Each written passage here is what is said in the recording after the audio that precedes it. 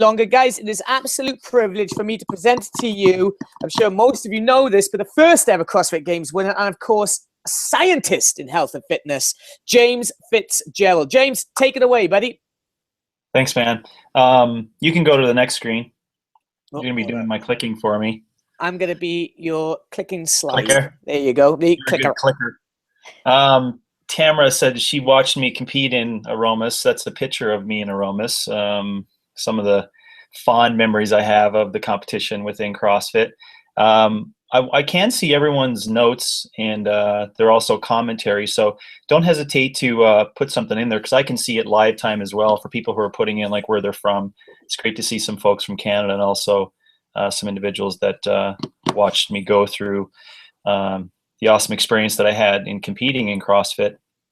And the idea for today is really just to share some information in terms of my perspective on CrossFit. It's an open forum, which is the greatest thing that I like about Strength Matters and the conferences that they hold. It's really, I call it like a neutral place for all these coaches to come together to have an honest conversation about real issues that are happening within the strength and conditioning community. And there's no political ramifications or, things that you're supposed to say or do. It's just a spot where people can lay shit on the table and just talk, honestly in adult-like debates and conversation as to how we can provide better fitness to the market. And I really enjoy that. And so today is just a reflection of that, of my version of, what CrossFit is in my mind, and how we do it as OPEX. And I specifically call it CrossFit because you can't negate the fact of my background in it, both as an athlete and also coaching it. I mean, 80% of, I guess, our over 1,500 coaches that we have participating within our OPEX CCP program, which is a coaching program, are deep within the sport and the fitness movement of CrossFit. So, it's not that I'm on the outside looking in. On top of that, we deal with folks, on a day-to-day basis, and we come to work every day to help those people out. And the same thing applies to our clients. We have close to 500, individual clients that our company works with online, with coaches that we have that offer individual approach to that. For people who are serious about their fitness, they get a coach. And in most cases, again, around that 80% mark, a lot of those people either want to compete in CrossFit or they're doing it for day-to-day practice. So to say that we know it, know about it, is an understatement. And I think that being involved in it and living it gives me an opportunity really just to say what's a method of doing it in a way, in a fashion that people understand. So I just wanted to share that with people today. So don't hesitate to ask some questions, which we'll leave at the end as I go through, I guess, my methodology. Some of it, and if there's some pieces of it that don't make sense or you don't click with, then be sure just to hit me back up to make sure it does make sense. And I'm excited just to tell some people about it. So you can click the next slide. I'm not actually sure what it is, but yeah. So this was used to be, ironically, this is back in July, back in the day when I first really fell in love with the understanding of CrossFit. I'd spent many years just going through multiple different fitness programs and then using them on my clients, honestly, just try to understand what's effective for different people, both from health and fitness up to performance. And my own journey with CrossFit was really what I just say, these 3 days. This was my vision of what CrossFit was. And in my mind, still in my head, when people say CrossFit, the first thing that comes to my head is balanced fitness. That's the first thing that comes to my head. So everyone has their own filter as to what it means. And I think it gets lost today in terms of the notoriety and the entertainment and the drama and competition. But the what it means to every person is different. But in my mind, it means balanced across the board. And I found workouts like this to be just unbelievably fascinating to my head. Coming into it as a strength conditioning coach, I was thinking, how in the hell can you do clean and jerk max on one day, and then the next day run a 10K and do it as a time trial, and then do these bunch of mixed modal pieces on the third day and call that work, and really try to get good at all of it. And then as I started experimenting with it, because I had come from pretty much a large weight training along with an aerobic background on both ends of the continuum, this basically put me right in the middle of it and challenged my perspective on what fitness was and how it was delivered. And so in my head, I thought it was super admirable in terms of what, Greg Glassman proposed as a definition of fitness. The initial journals, which we all read and fell in love with, were really remarkable in terms of giving people a difference in perspective on what fitness was. And this was my view of how it was put together. You can click to the next slide now, Seb. And the scientific aspect of that, of course, was that, humans are put together to, have this ability to have these three different patterns of energy distribution and work that is done. And I found that as a scientist to be extremely interesting, not because of the fact that you should train, test them all the time, but I became extremely interested in it for the fact of how do all three of these things balance. So in my head, when I saw a client and how I dictate that to coaches, these clients have specific goals that they want to do, but internally everyone has the ability to do different forms of work. And I think the thing that we get messed up and caught up on, which I'll talk about for my versions on intensity and how it needs to be changed, as well as constant variation, is that our belief, unfortunately, from this curve, although admirable to believe everyone has a piece of the pie, is that for longevity and prosperity in fitness, it's all relative to the function of the person. And I think that in relation to where people sit today, as well as you were to take a select 1,000 people out there in the audience who quote unquote want to look good naked, decrease pain, and have better health or feel more energy, the argument for the red curve is a pretty strong argument against it for a number of reasons. The glycolytic system for a number of reasons. Number one, to say that we need to train that system to prepare for fight or flight response actually makes no sense physiologically. We have that system available to us with how our system works in a fight or flight response. And we call it, limit strength, or, the potential that people have inside of them. So the problem with, in a model of 1,000 people who are just looking to improve their health, to say that they need to go middle zone, it's quite arguable. The reason being, because we've also researched this to see that, number one, a shit ton of them can't actually go middle zone because they don't have the CNS to actually do it. And number two, life is not like, the CrossFit Games, meaning that, you don't have to you're not going to be surprised by having to do this task that you're not aware of. If you are, it's not a massive task for you to overcome. We're not all getting up at 3 a.m. in the morning to save people, from a fire, or to rush out and get our kid running, in the middle of the street from a car, 2 or 3 times a day. If that was the case, which is the case, for example, in some professions and some specific audiences, which is a very small percentage for people participating in fitness, the argument for training that system, again, is quite arguable. So, as you'll see in terms of what it means for fitness over time, we may have to skew what that definition looks like as one example of, intensity in the middle zone that gives you everything. As people know who participated in this area, there's only a small, part of it that you actually, number one, can do, and number two, should do. And in most cases, it's for specific prep for some kind of competition, or for people who day to day may need to have this system trained. Folks like Jason Bourne, as an example, where he's got to go all out for a couple of minutes and not stop. That's the only group that may be, interested in that. You can click to the next slide. Thank you. So with the idea of constantly varied high intensity functional movements, there's pros and cons relatively to each of them, and it's not really under debate. It's just based upon everyone's perspective on what that looks like. And my thinking in terms of constant varied is that it's a beautiful idea for getting people out of routine and saying that routine is the enemy. Except we know that in multiple different ways, both for motor learning, cognitive development, as well as social development, actually routine is what helps people live long and prosper, because the concept of routine allows people to learn things and get better at them. It's kind of like thinking about it in terms of the talent code perspective, or people learning skills, is that you have to actually go through patterns of just slightly out of your discomfort, but you have to do those patterns over and over to get better at it. So in the context of what it was on .com, it was great for someone like me, which is a very small percentage of the entire audience for his delivery for fitness. In response to what I felt it being an unbelievable change in my fitness, but that doesn't mean everyone needed to get constant variation. Remember, I was coming from a constantly routine pattern of weightlifting as well as some aerobic work into constant variation. What did that do? That made me adapt, right? The thing about it, though, it also aged me very quickly. So although I was 32, 33 years of age when I was at my, I guess, peak in CrossFit, I was only into it for a couple of years.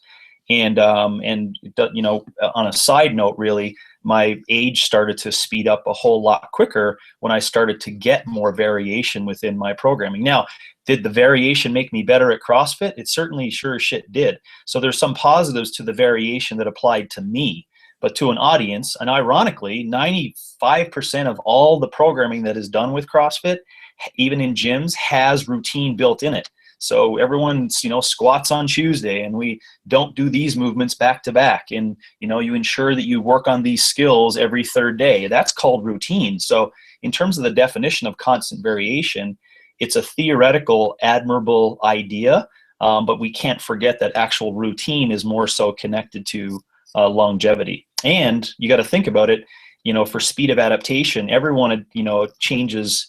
Everyone has, which we've just been researching more so too, based upon genetic code, everyone adapts to things differently. So there's non-responders, there's medium responders, and there's fast responders. And guess who are the best people in CrossFit? It's the fastest responders, because those are the people that can see a task and within an hour learn how to overcome that task with the right kind of pacing, and they're super resilient. Why? Because their adaptation rate is really high. So I call them very high resilient individuals, and that means that their adaptation speed is quite quick, and therefore any new task they see, they're going to get used to it. For every other human, which is 99.9% of every other human, it's an adaptation that doesn't occur as quickly. Therefore, there has to be routine built in. Click the slide. Second point, for high intensity, this is one of the things you have to take into consideration, that number one, not everyone who's starting a fitness program with low social development and low physical development as well can actually do intense. So intensity is, the way I like to think about it is, you go to the far end of the continuum, you know, just take your grandma and put her on an air diet and be like, hey, grandma, we're doing 5 seconds, guns a-blazing. And so is it high intensity to her? Yeah, it could be high intensity to her, but actually the effect of it is purely muscle endurance or aerobic, or she's not even going to be able to put out the amount of power that's required for that.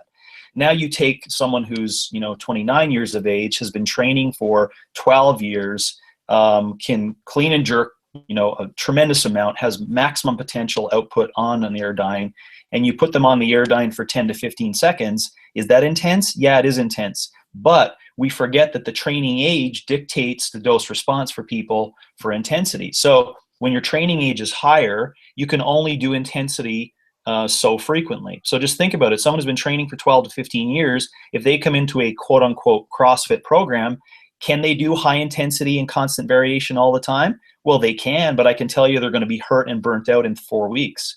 So if you can see how that applies for an entire audience, you can see that high intensity is all about timing. So, which rings true in terms of balance in life. You know, we have to have some high and low methods in terms of work and how work is done. And so it can't be high intensity all the time. It's basically moderated intensity. And last point on this before we click over, Seb, it's ironic that the programming and the idea in terms of the methodology is built on high intensity, yet all you see within the Opens workouts now is a description from the head of training describing how to pace the workouts. So when you talk about pacing, you're talking about training it, and basically it's not under the high intensity principle, which is basically just go all out and see how to overcome fatigue to the best of your ability, and believing that that intensity will breed success in fitness. I think that's it's starting to make sense, I believe, even to the people who would purvey high intensity to be the answer. And it's an okay thing. It's okay. I mean, don't feel embarrassed by the fact that it's not high intensity all the time. Just that we've known this for so many years, and let's just know that there's pros and cons to high intensity at the right time. Next slide. Lastly, functional movements. As we know, based upon functional movements, when I hear functional movements, the first thing I question to people is where you are and where you're sitting. And what that means exactly to people matters, is different for different people. So let's take that 29-year-old who moves quite well and has fairly good balance and fitness. When they come in, functional movements to them could be segmented clean work and then max clean off blocks and then some front squat and then a Metcon. That could be actual functional to that person if they want to get quote unquote better at CrossFit. What is function to someone who just wants to decrease pain and not have problems going up and down stairs? Well, it's based upon where their starting point is. So they can't bend or do a bending pattern or even flex their knees. What is functional movements to them? Anything that gets them better at bending and flexing their knee. So does that look like clean segmented deadlifts because the entire class is doing it? No, it doesn't. And you can't scale that shit down. You can't make that turn into something that two of those people can do in a group fitness environment. So when we say functional movements, it's so individualized. When people say functional, the first thing we should be thinking about is so personal, when we act upon that.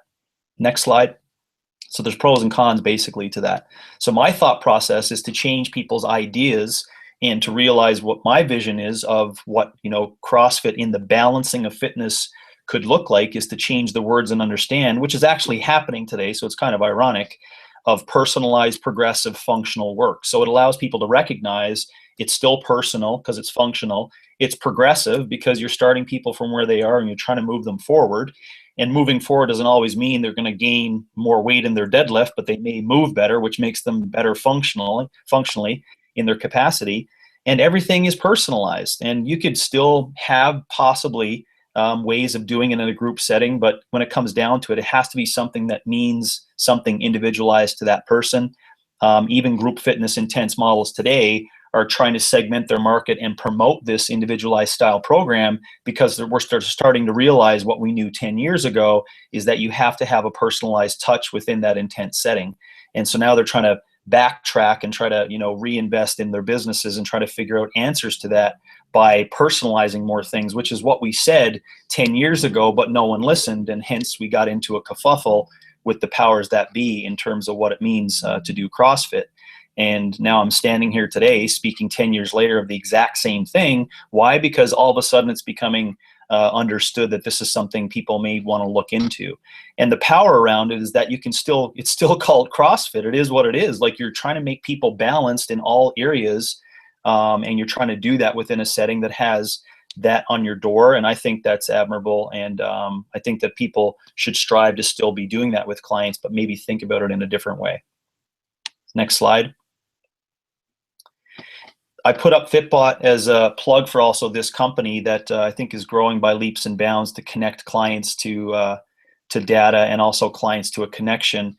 And only one point on this, really, we have a relationship built with Fitbot to really enhance that communication that goes from coaches to clients and also facility owners to their clients. If you're a coach on here, also a user in terms of the product, or also folks that are looking for ways of connecting your entire audience to track things, the most important thing you can do over a period of time, whether you have 4 clients you're working with and that's your entire group, or you have 600 clients in a gym, or you have 100 individual clients as a personal trainer, or you have 30 clients in group classes, you have to connect and keep data for information for people in order to show truth in your programming, also to create feedback loops, also to ensure that you can pull your pants up and fix shit because you're watching trends and you're watching changes in fitness. And the more you can do that, the better off your business is going to be, which is the reason why we have Fitbot up there, because OPEX works really closely with them, more so within our online remote coaching program with individual clients. But we will have that as part of licensing and also opportunities for OPEX coaches over time to have that within the programming, which makes their system run smooth and tight. And just last point on that, just as a note to remind that, when you get into coaching and thinking about how to implement this, which will be the next thing we'll discuss, you have to think about how you're going to connect that data and keep it all in place. And this is one way you can do it. Next slide, Seb. So it's called the, you mentioned before, Seb, you said OPT. That's the old name of it, but I appreciate you bringing that back. You can do 15 burpees while I explain the program itself. I'm doing them. Yeah, I know you are. So it's called the OPEX CCP. It's the OPEX Coach Certificate Program. Within this program, a small plug for that. We just believe that at the end of it, when people go through that, they're going to have an opportunity to feel like they're a coach, and it means something to be a coach again. I think the coach aspect has been lost within the fitness world. I think clients in the market have been starting to dictate what we do for fitness. I think entertainment and drama has also led how people should do fitness, and it's create a whole bunch of confusion in terms of who the leaders are, as to who makes the decisions and what programming should be. And what my goal is to breed coaches around the world who put coach back on the map, which says, you know, this statement that the coach is a life advisor. They're social role models. They're exemplary individuals for maximizing physical potential and health, and they are the people that you look for guidance. And we have lost that, and we've lost that because of marketing and fanfare. And that's what our goal is, to do that. And I believe if people go through my program, you may not necessarily create massive life-changing opportunity for thousands of different people like I have by what I've done for it, but I can sure as shit tell you're going to have a great base of support to work with to allow you to do what you want to do within that program. And so just a little plug for that as to how we actually apply this in a working fashion for what we call, I guess, quote unquote, CrossFit, and how it's done my way. Next slide. So the whole idea of our programming, and I'll kind of go through this a little quicker here, Seb, so that we can have just some people ask some questions in terms of how it's entailed, because there's a little bit more on mechanics as to how we would do it in principles. The whole idea of our programming is basically you have a client, and then you have a coach and a client that works together, and they create a relationship. They obviously create an assessment for that person, and then the whole idea is to create balance in that individual over time, where the aim has to be for two different areas. There has to be a win for the business, the win for the client, and the win for the coach. And the aim for the client is basically balance. I mean, that's the whole idea. The thing that we believe in different for OPEX is our belief is basically to teach a man to fish. So the concept arises in which we're creating this, and the market has created it, where people have to, quote unquote, rely on individuals to give them fitness. And our belief is that people have to embrace the journey within fitness, and that means that both of you have to stand side by side and look forward. And in that, I'm going to teach you how to do it. Why? Because I believe that we all need to have everyone be responsible on what their fitness journey is. And if people are relying on you to give them their starting weights, or what their row repeat score is, or where the barbells are, or how to put it on, or how to dip and drive after 3 years of fitness, then I think you're doing everyone a disservice, and you're going to be surrounded by hundreds of people that you're pretty much babysitting. And that's not fulfilling for you as a client and a coach and an owner. And it's not fulfilling, long-term for those clients either, because they need to fall in love with it so that they can understand how it plays a part in their lifestyle. It may not be as important to them as it is for you, but they have to understand how to do that. So teaching a man to fish is a really important concept that we believe is the differentiator in how OPEX is going to apply this over time. As well, what we want to have is facilities that is it's quote unquote called the place to train. So people need to understand that they're going to go and do their physical activity in our houses, and they're going to pay us for that access to our house, where there's going to be a coach watching them do their physical training. And within that, I believe they still get an opportunity to work out with other people and have that community involvement. Everyone is on the journey to improve their fitness, but it's not necessarily done on the hour with 20 people in a group class format. It doesn't mean that's wrong, but this is the way that I think has longevity for both the client as well as the coach and the business. And obviously, which I'm I'm biased to, I want the coach to have an inspiring career. I want coaches to love, pretty much, I think coaching is there's so much beauty in art, design, which is very, artful, I guess you could say. It's very artistic, and programming is very scientific in nature. So I think it's the massive collaboration between science and art by doing program design, what it looks like. Next slide.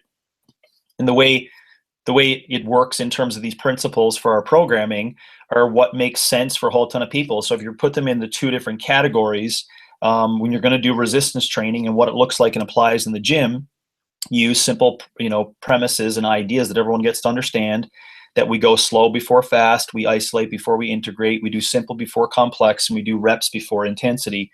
And all those things line true in terms of motor development as well. And they get quite complex and deep when I teach coaches about it, but for the clients, they get to understand this. And then they're not coming in saying, oh, I want to do snatches and ring dips, and they don't understand the whole protocol as to why they need to do what they need to do, because they're not educated. And so if we keep this same language the same, everyone gets that.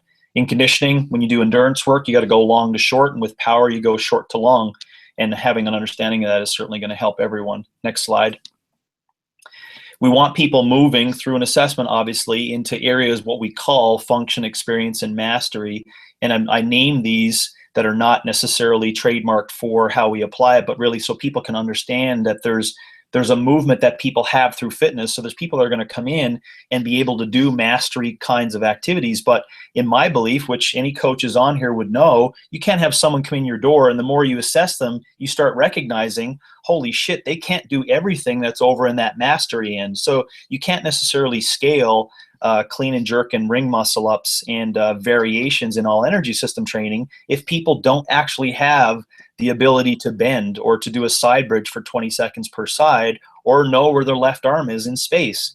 They are categorized in a functional setting then. So the way we like to teach coaches about it and how we apply a programming is to make coaches understand that it's almost like an adventure playbook where you do this playbook scenario. A client comes in, they can only do this movement and where they start, therefore you get to open up this door. Whereas if they can't do that movement or they don't show, functional ability for these specific pieces, then they can't move into the next stage. And I think that's where progressive fitness should be applying to a number of different people and how that works. Next slide. Function, we give you some ideas in terms of what that looks like so folks can recognize what we're trying to get from this, and I'll go through it a little quicker so we can understand the 3 different areas as well as some of the training around it. If you're going to be assessing people within function, you got to look at it from a really simple perspective first of making sure they can do things like a hip extension and a bridge, a split stance maneuver, some kind of postural endurance activity, and then basically a ground-based upper body and core activity, and having some movement ideas and how those movements look, as well as giving them some timelines and goals and scores for it. It certainly allows people to see where they sit on those things that they can get done really well and simple before you move forward. And we do energy work, a 30-30 times 3 or 4 times 4, the one we're speaking of here, gives people or the coaches excellent insight in terms of where these people sit on that aerobic versus anaerobic curve. Next slide. The training that would apply for these people, obviously, is in most cases, if people are in this phase, they should be doing, and I say should, it's very imperative language, but they should actually be doing this, structural single arm, single leg, and core strength activity, just to build repetitions-based support and motor control pretty much. And anything that they do for strength endurance should be muscle strength endurance is the primary idea. You're trying to build reps into these people so that they learn movements, and slapping someone who just started fitness 2 weeks down the road with a 5-3-1 or a deadlift program absolutely makes no sense whatsoever. There's a whole other topic to that, but if you're trying to learn motor control and learn movements, you learn it through repetitions, because motor control is the main issue these people have to overcome. It's not they're not tough enough or they can't lift a heavy load. That's not the issue. They don't know the movement. So in order to know the movement, you need to rep that movement out consistently. And that works hand in hand with their intensity curve too, because they can't be too intense because their CNS is really low developed. What's called cyclical power intervals, just think of it as being on a row or an assault bike or running. You actually can't do it with these people. These people can't do powerful intervals because they're not strong enough. In order to do anaerobic work, you've got to have a prerequisite strength.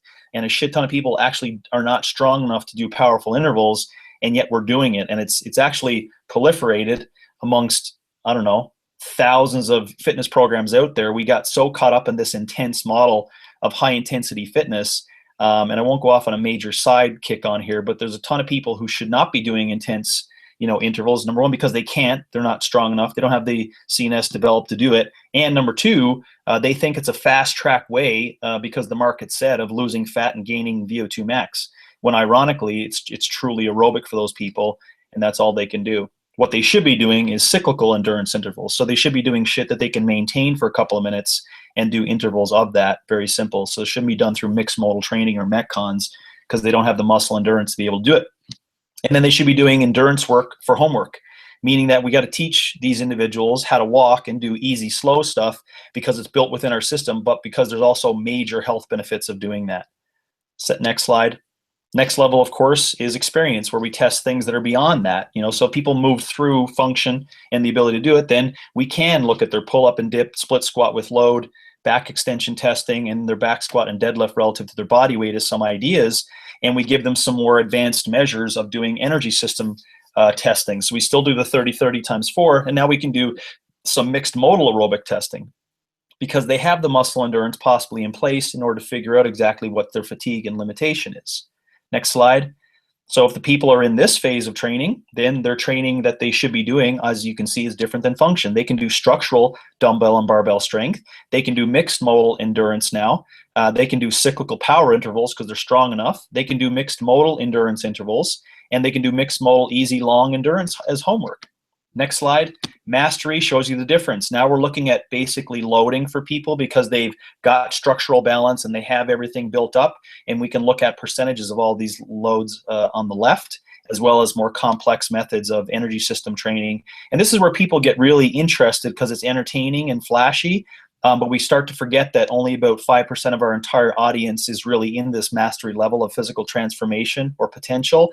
And the issue with slapping, the only difference in elite athleticism and someone who's starting out is just by degree or by kind, and the variations of that. I'm not really sure I understand that. To be able to say things like, well, there's Olympians that are doing plyometrics and max power cleans. To say that someone who's starting out, who's dysfunctional, has right to left imbalance and poor, I guess you could say health status, to say you're going to scale those two movements to make it look like just like the Olympian is doing, I think it's horseshit, honestly. It makes absolutely no sense in someone's physical potential. So there's no way, number one, they should be doing, plyometrics because they can't even lift their own body weight, or they can't do anything against it.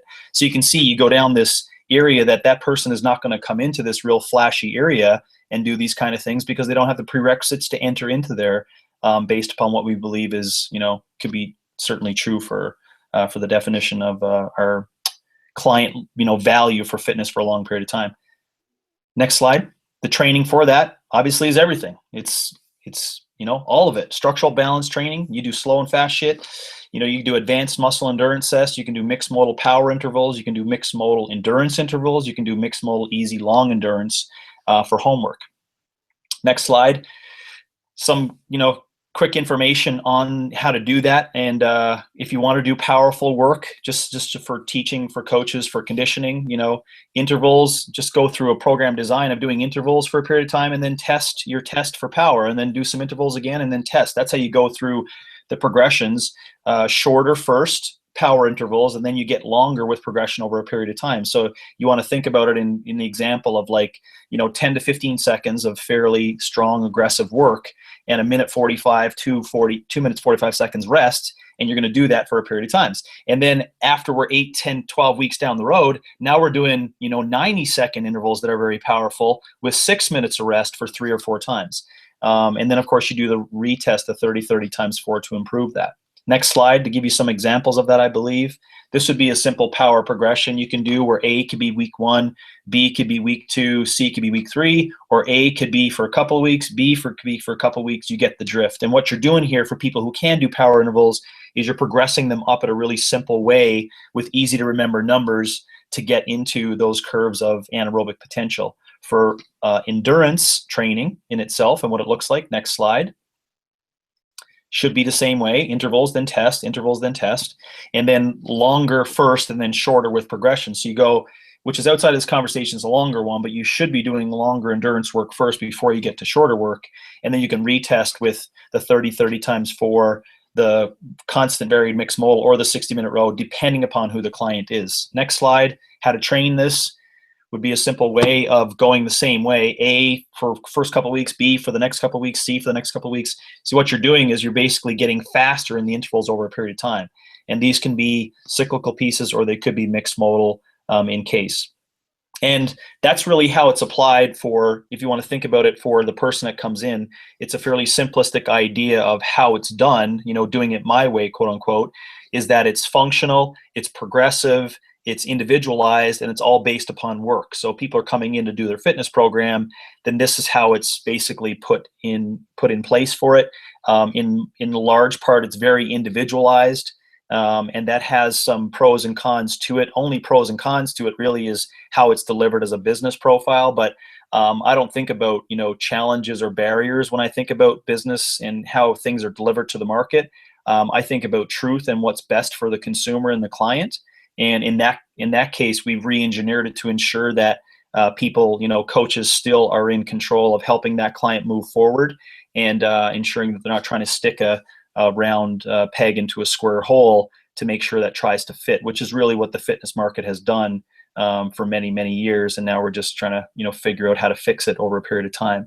So that gives you, I guess, a little 45-minute straight perspective on what it looks like to do it, my specific way. I'm open to, some questions and also just some commentary in terms of what I said, and also if there is room for that, Seb. Of course there is. Yeah, there's plenty of time for questions as long as you wish to have them, James. So guys and girls, please type in your questions and James will answer them. And as we are waiting for questions to pop in, again, just to remind you all, if you want to know a little bit more about James in his past, you can listen on the Strength Matters podcast, episode 32, which you can download either from iTunes or if you go to our website, realstrengthmatters.com, you'll be able to find all our podcasts on there, and as well as more information about Strength Matters for some of you guys and girls who are not so much members yet. I also recommend, guys, you get yourself onto the website opexfit.com, where you can find out more about the great work James and all his guys are doing over there, and as well as the certification if anybody wants to go down that road. I do know a good friend of mine who has done it, and it's beyond my reach mentally, I gotta be honest with you. But again, as we got some messages coming through, Aaron saying great, fantastic, and of course we've got David. James, when you get a moment, I'm curious to know the percentage of OPEX members who are highly competitive athletes versus average Joes just getting after it. Yeah, David, I would say with 90, a real high 90% of coaches that are within OPEX training in their brick and mortar facilities or on online, almost all of those people are Joes, just to put it in your terms. So the methods of it are largely based upon fitness in general in a broad sense. For what we have on site here, we have 20%, 30% of our clients on site that are intense, I guess you could say, competitive athletes in fitness. And in an online setting, I'd say half of them really out of 500, as an N equals 500, let's say, half of them would be considered competitive athletes versus Joes getting after it, if that helps at all. When we teach the CCP, there is no program out there for quote unquote competitive athletes, because I largely think that it actually makes no sense to do that. I don't think that's a winning formula in two different reasons. Number one, the market doesn't require it. And number two, athletes are largely bred based upon resilience. So it's those who can just handle the most. That's and that's not a really fancy program, and it's not too complex. You just do more, and then you get to your top of doing more, and then you just take a breather, and then you just try to do more over time, and you get to a peak potential. It's not that fancy, not to take a lot away from the success we've had with competitive athletes, but for brick and mortar and also people who are average Joes trying to get more fit, we have almost 100% really of the coaches that do our program that are trying to help those individuals. Mega stuff. Guys, as we are waiting for more questions to pop in, I think quite a lot of people's brains have melted out of their ears. So as you pick it up, drop it back in your head, guys, and come up with questions. Just something I'd like to ask, James, for anybody who at the moment who may be just unable to take part in the OPEX coaching certification for whatever reason, what type of resources, books, or people to look into that some of our listeners can maybe look into to gain some of this knowledge? You're asking me that for? Well, yes. Yeah, I'm asking, Okay, asking yourself, yeah. Yeah, I didn't know where it was guided. I beg your pardon. Yeah. Well, I don't know. OPEX. Well, I got to admit, yeah. Honestly, the first thing comes to mind, I was like, well, because I just speak about principles, and things like human development and behavior. And so, if you want to know more about it, then you could contact us. I mean, it doesn't mean it has to be a buy-in to be a coach or to do our certificate program. You can just ask questions. Ask us questions, and we've been more than happy to answer. It's like saying, and I'm kind of hesitant in finding the answer to it because people are looking for answers to those questions when really, what I want people on this call and for everyone to understand, you got to think, you got to just say what makes sense. And if you think about that in terms of progression and design, you got some good competencies that work underneath that. I don't think fitness is complex, and I don't want to make it. I don't think, coaches don't deserve that, to be told that it is complex. And it's fairly simple. It's been laid out in front of us for hundreds of years. And I've just curtailed it down to all those principles of standing on the shoulders of giants, of saying, this is what, could work for fitness.